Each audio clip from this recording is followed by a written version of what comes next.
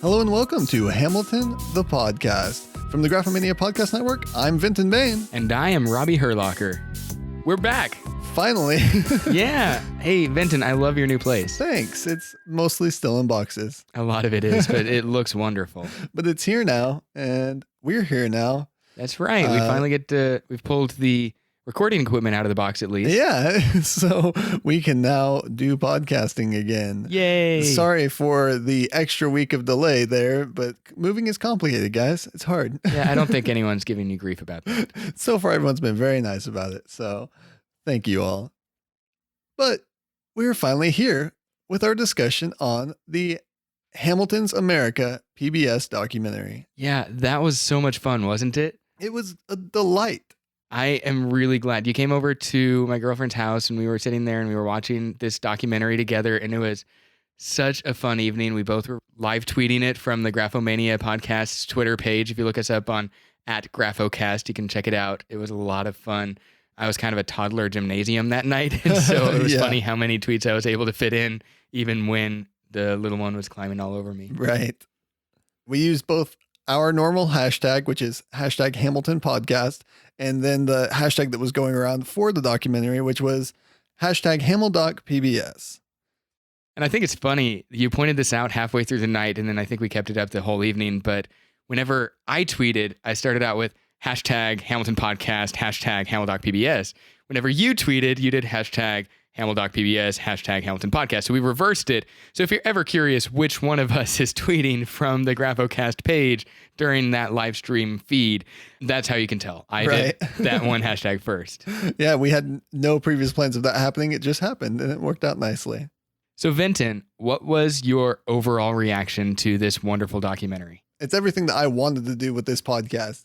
It's all of the breaking things down and talking about the history. Of course, they have more insight because they're the ones who created it. Right. And well, a lot of them that they talked to were the ones that created it. And then they actually talked to the historians. They talked to Chernow. They talked to a lot of politicians, which was really interesting. Right. I thought it was wonderful to see past presidents from multiple political parties all commenting on this, this phenomenon. Definitely. And so you got this wide spectrum of people's ideas and thoughts who were involved in creating this musical and then involved in knowing about the history behind it already, or seeing it and having a bit to say from their own current positions or their own previous positions. And so that was really interesting to see. And man, it was such a delight to hear all of that. And a lot of it we know already, because a lot of this film was made since the beginning, before Hamilton was even finished, when just one or two songs were made. And it's all the way up till now. So you've heard a lot of it in interviews. You've seen a lot of it through smaller clips on social network platforms and things like that.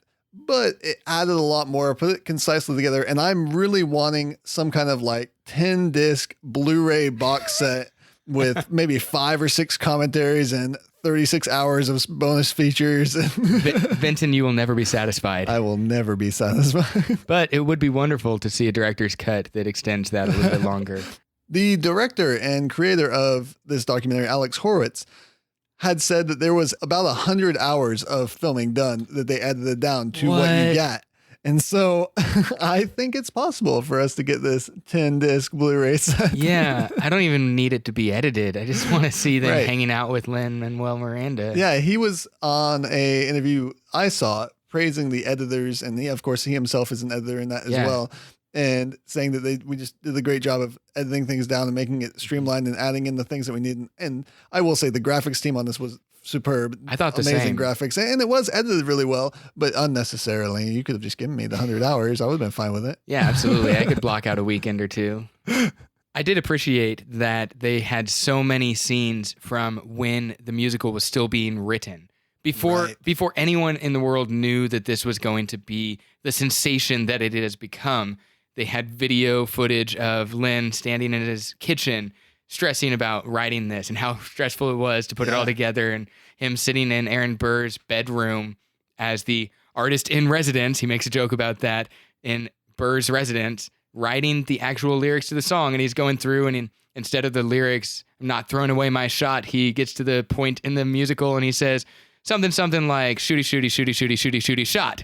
And it's just like, yeah, that needs a little bit of work, Lin. A little tuning there. Right. But it was so interesting to see those moments where you pull back the curtain and see what's happening behind the stage, see what's happening in the mind of this incredible creator and this creative team that came together to do this. Yeah, the director had known, apparently, Lin-Manuel Miranda since they were both around 18 or so, and they both wanted to be filmmakers. And so that's how they met. And obviously one of them went on to be a filmmaker, and the other one took a different turn in life and became very successful. Yeah, it worked out pretty well for both of them, I think. It is funny, though, that because he wanted to make this film, before he even knew Hamilton was going to be popular or big or anything, he approached Lin-Manuel Miranda and was like, hey, can I just film you creating this new musical you're doing? And Lin was like, I've written 1 or 2 songs and pretty early in the stage. So yeah, why don't you come in and just follow me around and we'll do this. Nice. And so I like that they got all of that information in there. It's really cool. Who could have expected it to blow up like it did? And now you have that.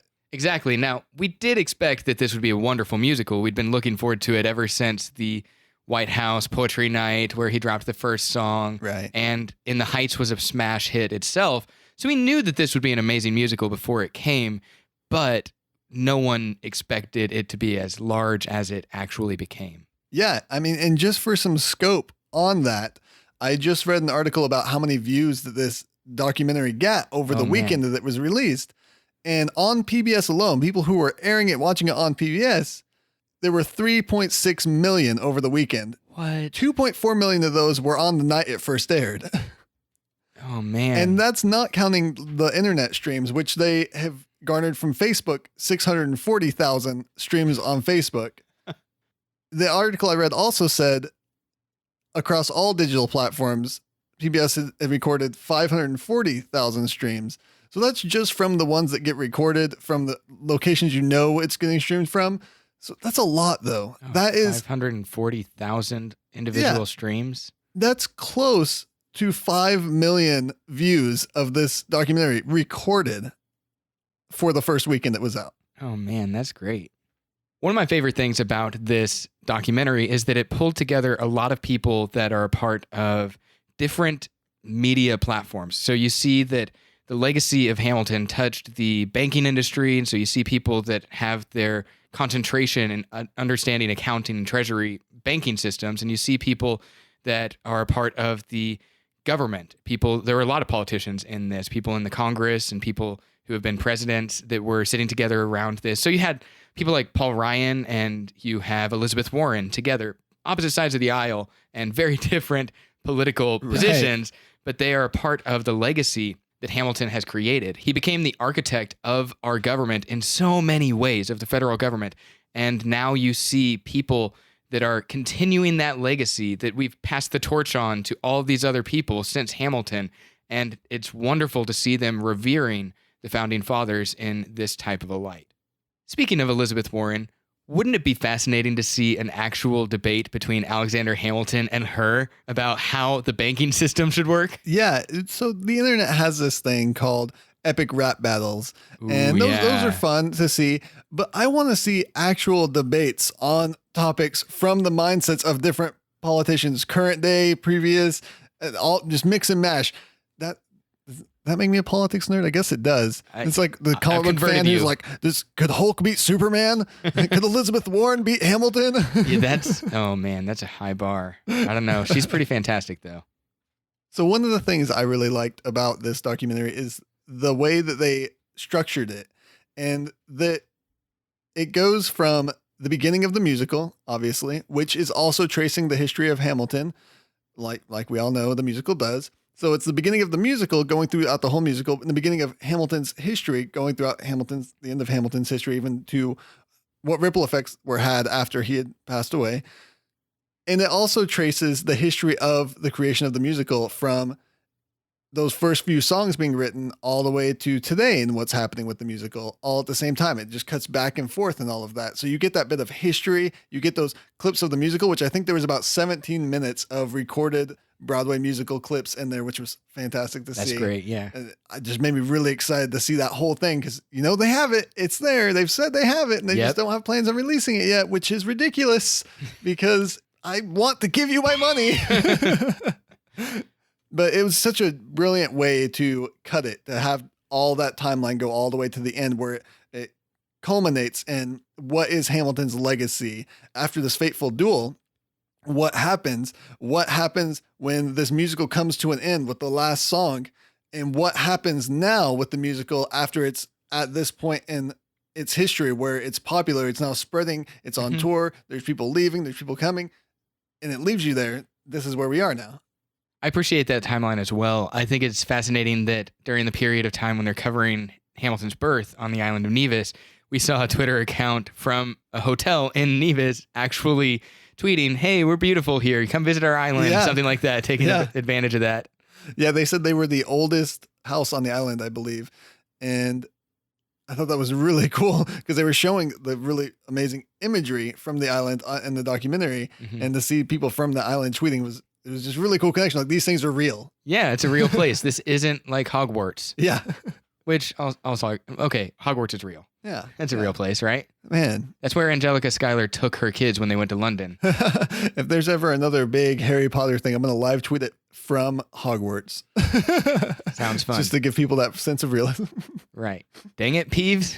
So one of the first things we see in the documentary is Lin-Manuel Miranda sitting down with his dad and talking about an immigration story, and his father talking about immigration, and his dad's so cool. Listen, if you had put those two side by side and told me that was his dad without there being any kind of like, this is a documentary, just said, "Hey, this is Lin-Manuel's dad," I would say that's special effects and he's wearing makeup.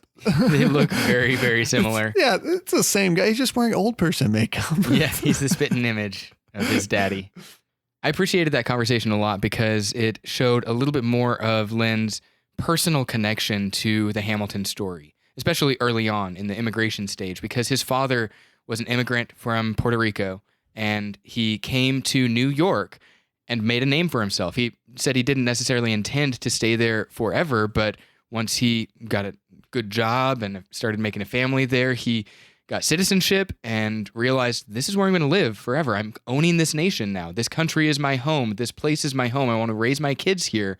And he did. He raised Lynn in Washington Heights in New York. And we got to see some wonderful things come because of that immigrant story. I loved that Lynn's father is talking about the immigrant experience. And he says, there's this notion out there that immigrants are lazy and immigrants are mooching off the government and immigrants are not going to try to help with anything. And he emphasizes the message from the musical that says immigrants get the job done by saying, in my experience, immigrants are the hardest workers there are. Right. They have to overcome so many stigmas. They have to overcome so many stereotypes, and they have to often include a language barrier with their immigration in order to make something out of their experience here. And they have contributions to add to the great American melting pot. And Lynn's father has a personal story that so many of our listeners will be able to relate to with immigrants that they know and their own family histories, because we are a nation of immigrants that is so indebted to people coming here, bringing their own personal cultures, bringing their own experiences and their own ideas and their own innovation, and putting that all into the American melting pot, into this American experiment. And to see that connection, in my mind, it's a way to help me understand the reason that Hamilton jumped off the page to Lynn when he was on that plane ride reading the Chernow biography for the first time, because he looks at Hamilton and he says, hey, that's my dad's story. I understand this guy. I know this guy. Right. I grew up in this guy's house. This is me. This is my family. Yeah. There are a few videos you can look up on YouTube of the cast and creators, as well as some historians and other folks, doing panels after the previewings of this documentary in different locations. And one of the ones I watched had Lin-Manuel Miranda, and someone had asked about that word immigrant being used in a negative connotation, like it is at a certain point in the musical. And Lin-Manuel Miranda brought up a similar point to his father, talking about how immigrants are usually helping the country. They're doing something. It's Lafayette, it's Hamilton. There are these people coming in and they're helping. Not all of them, obviously, but a lot of times they are. But we as a country, and we as just people in general, always try to find someone to blame for the things going wrong around us. And one of the things we usually do is pick a people group, and oftentimes it's immigrants, to say they're taking our jobs, they're doing this, they're doing that, and this is the reason things aren't working out for us. And it's always been there since way back then, way back when people were saying, well, Hamilton can't be president because he's an immigrant.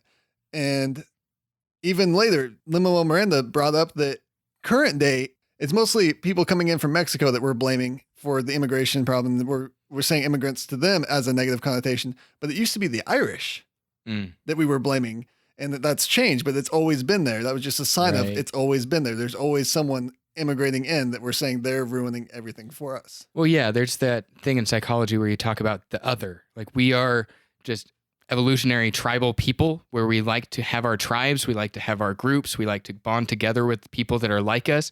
And it's a protective mechanism sometimes that we get into that we often have to overcome to remind ourselves that we're all humans. We are all on this planet together, and we have to live with each other while we're here.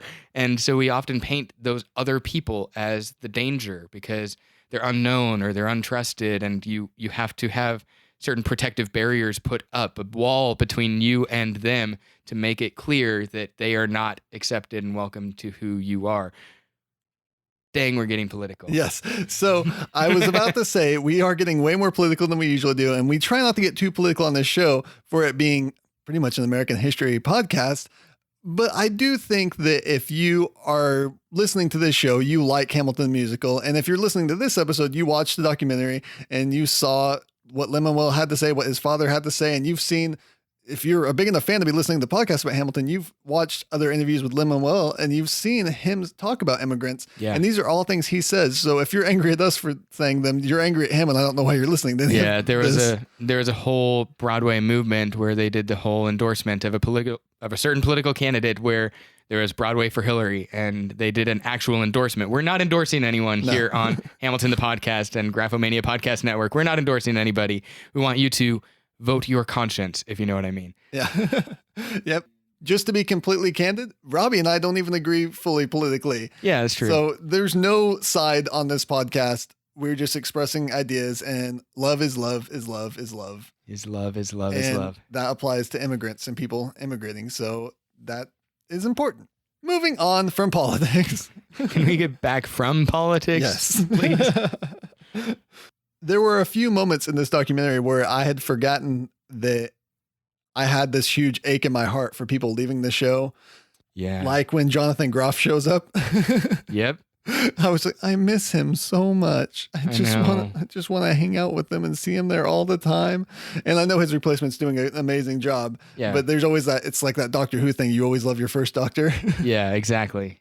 There was a part where Miranda and Sondheim were talking, and Sondheim said, when you live in history, you don't know it's history. And I really like that line, where even if you're looking forward and you're saying people are going to remember this, you don't know fully what's going to be coming after you and how those people are going to look back and see it and what's going to be recorded and what's not. And you don't fully know it's history. You're just living in the current and trying to change the world that you're living in. Yeah, President George W. Bush was quoted on the documentary saying early on, that's the way the history works. That sometimes it takes a while for people to give you credit or to look back on you, which I thought was a little bit of an optimistic comment from him.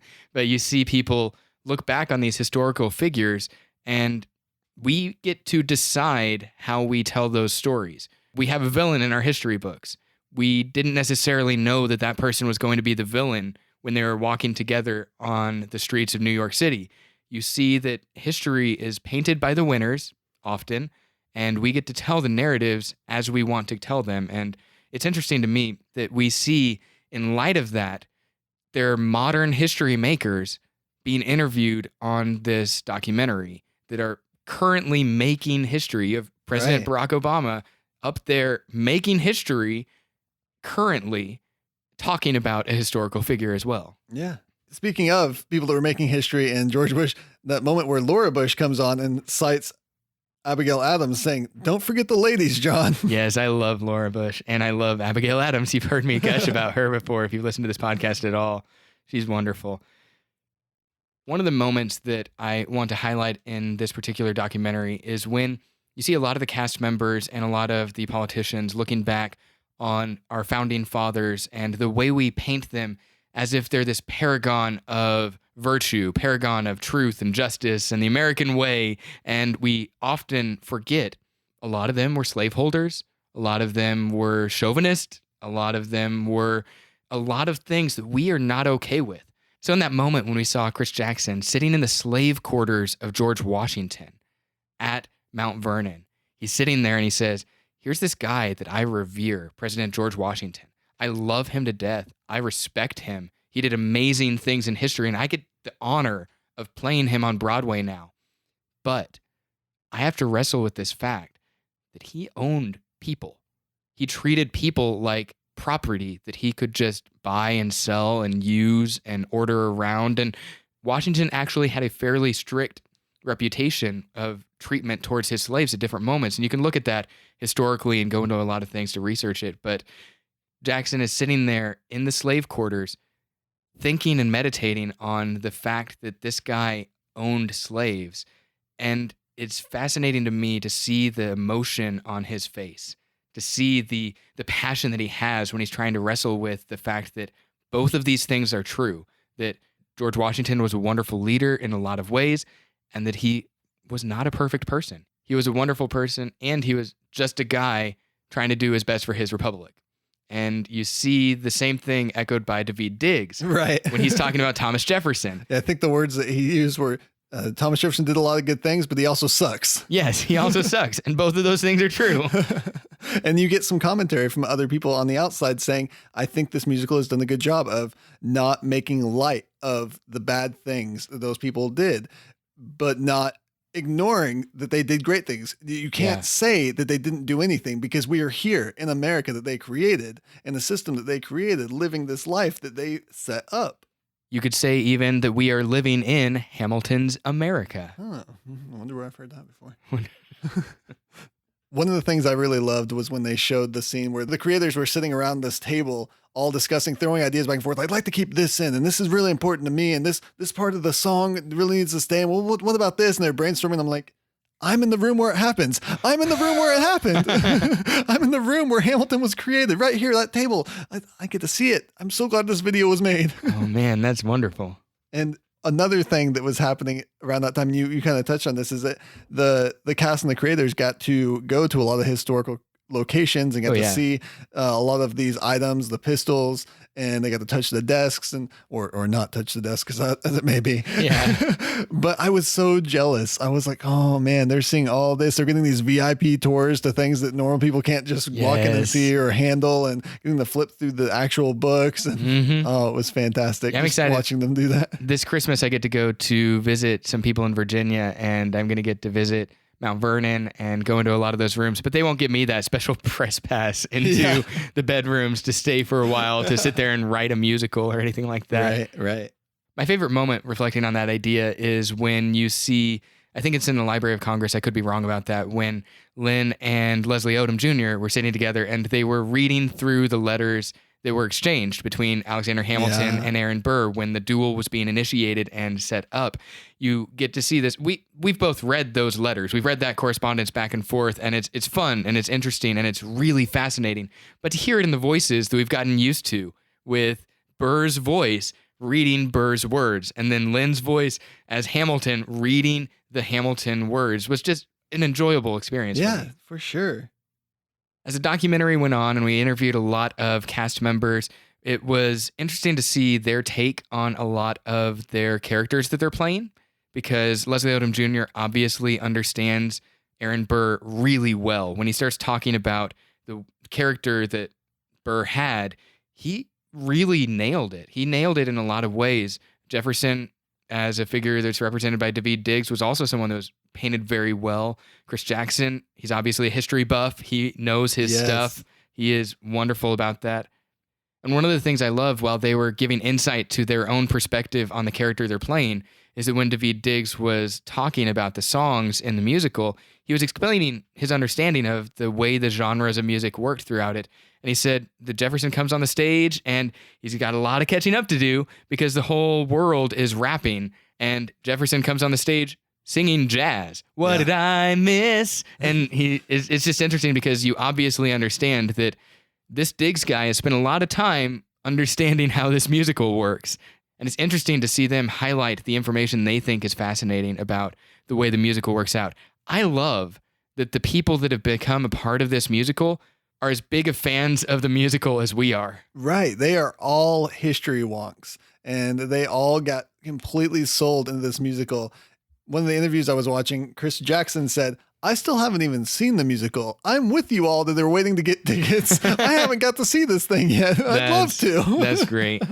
Chris Jackson brought me to tears so many times in the documentary. Man, he was fantastic. He was everything that you want in Washington, like that stoic man with just dropping knowledge left and right, the heart of a poet and a leader there.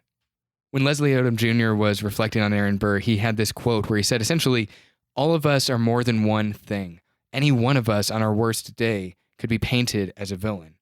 To me, that was something that rang very, very true. It's like, he's talking about intersectionalism, that we're not all just one thing. I'm not just a white person. I'm also a white male, so I have double privilege in that regards. I'm white middle-class male. I believe some things because I'm American-born. I believe some things because I have a Christian background, and I am a Christian. I believe some things because I have a political leaning of this thing. Like, I exist at the intersection of all of these streams of identity, and I felt like it was a theology thing as well. Like, I'm just getting reminded that all of us are broken types of people. We all have our own types of brokenness that we bring to the table, and we are not perfect.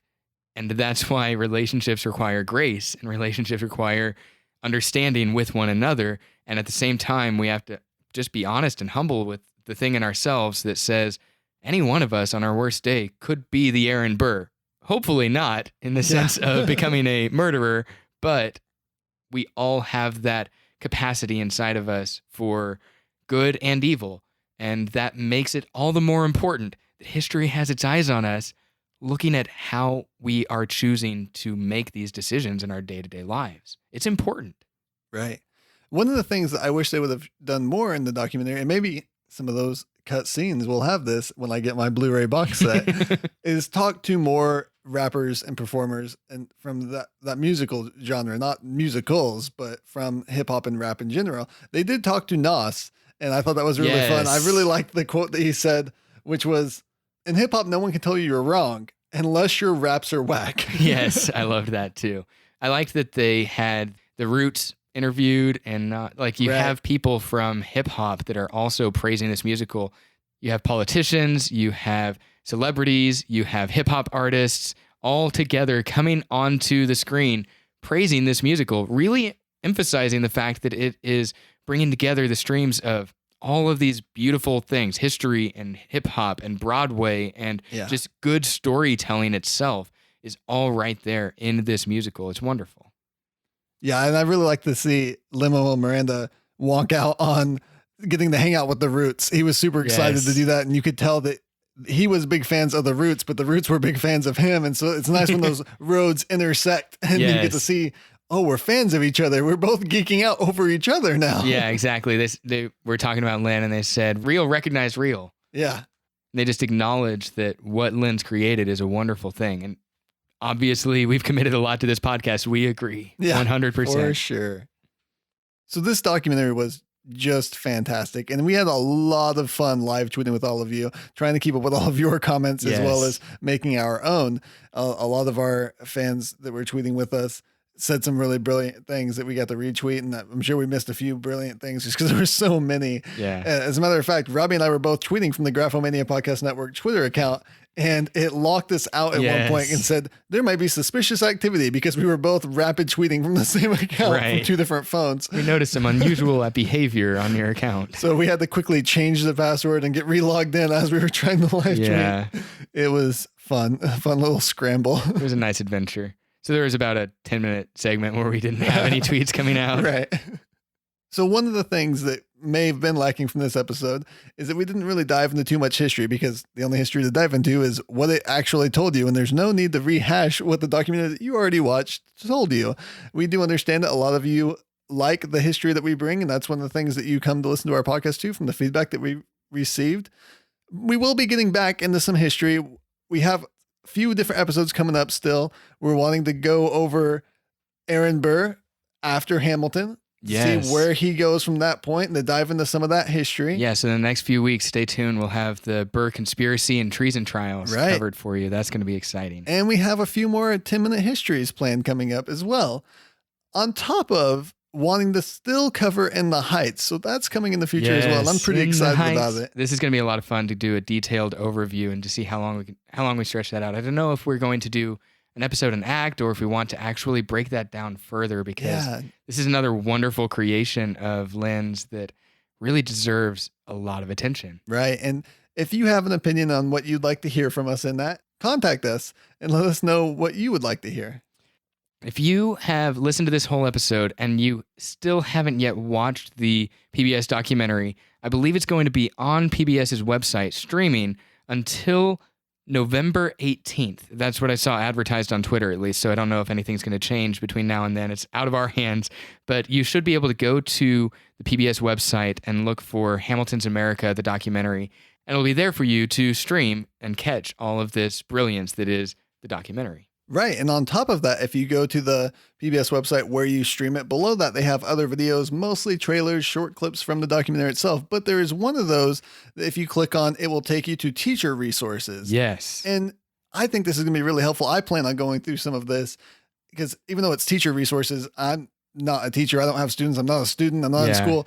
It's still really good information here. They have basically clips from the documentary coupled with questions for students, question and answer segments like worksheets and essays and all these just different resources to dive more into the histories and the information presented in the documentary. So that's a really amazing resource that PBS has offered. Absolutely. And the way the clips are designed, they take segments of the documentary that are all connected to like the election of 1800. And you see all of the essays connected to that topic. And so it goes topically through the documentary to see those things that are covered. And it gives you the grade levels, which is interesting to see that this is something that you should cover with people that are in 5th through 7th grade. This is something that's for juniors and seniors in high school. It's interesting to see that because I thought it was fascinating to look at even the 3rd grade stuff. Yeah. So as a person without children, I'm going to be looking this up for myself. But I think if you're a parent, this would be a really good tool to connect with your child if your child likes Hamilton, which most of the parents I know who like Hamilton, their child is more into Hamilton than they are even. Yes. So I've spoken with a few people that do homeschooling here, and they've incorporated this into their actual criteria. I know a lot of public school teachers have actually done this in their curriculums as well, of incorporating that. There's actually a PBS-sponsored hashtag out there, Fall Arts Rap, that if you go on Twitter, you can find a bunch of teachers who are going to be tweeting about how they've incorporated rapping into their educational routine. And so right before we recorded this, I was sharing this with Vinton, and we watched a little YouTube video of this guy talking about the mean, the meaty, and the mode. The mean, the meaty, and the mode. It was just a silly little math rap, but it got the point across, and it kept our attention for a little while. Right. And it was neat to see them do that. So one of the other legacies, we've talked about the legacy of this musical in a lot of ways, but one of the things it's doing is it's reminding us of different learning methods that we can get into using music to emphasize the facts that we're trying to convey.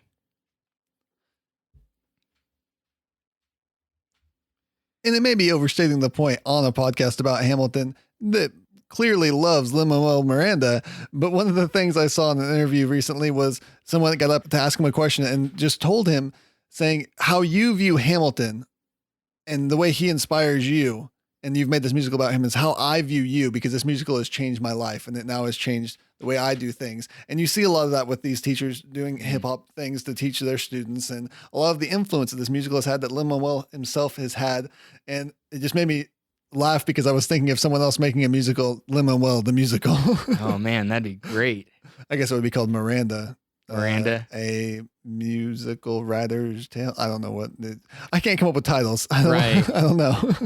Hamilton definitely inspired me to get back into poetry writing. I'm more of a poet than a rapper. I'm not a rapper, but I enjoy writing poetry, and I've gotten into trying to fast rap everything that is Hamilton. And so it's gotten me into a lot of my hip hop that I grew up with and that I loved listening to. And it's gotten me back into some of that. And so it's inspired me to do a lot more writing and a lot more poetry and a couple raps since I've become a Hamilton fan. I've actually set the goal of writing one poem a day throughout the month of November, because I did NaNoWriMo last year, and I know NaNoWriMo is novel writing, National Novel Writing Month, and I did focus on writing a bit of a novel. I never quite finished it because life is busy, guys. Yes, it's hard. Novel writing is hard. Novel writing is hard. I have a couple friends that have written novels, and I have mad respect for them. Yeah, it takes a lot of time and dedication. Absolutely. It's great. It's good work, a great art form. But because I don't have time to do that, I'm focusing on my poetry that month, and I'm just going to write one poem a day. And I know that there's a National Poetry Writing Month. Don't tweet at me and tell me that there is a NaPoWriMo in April, I believe. But I'm going to go through NaNoWriMo month and use it for my poetry. I think I'm going to treat this month as National Unpacking Month. I will unpack one box One every box a day and for the whole month, and probably not get anywhere at that rate. Yeah. So I think that's going to do it for us today on the podcast. So we'll be back here next week with another new episode. Hopefully that will be the last of our delays for a little bit, and you'll get to enjoy some more Hamilton the podcast. As always, if you'd like to get in contact with us, email contact@graphocast.com. Leave comments on the website, graphocast.com, graphocast.com. Hit us up on Twitter @Graphocast. Personally, I'm @FleshEater. And I'm @Alpha Knight. And if you'd like to support the Graphomania Podcast Network, check out patreon.com/Graphocast. See you next week. You won't see anybody. This is an audio media.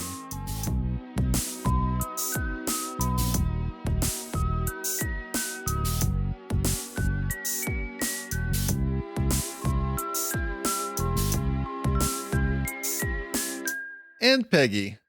This has been a Graphomania production. If you would like to hear more podcasts, go to graphocast.com, graphocast.com. Follow us on Twitter @Graphocast and like the Graphomania page on Facebook for news and updates.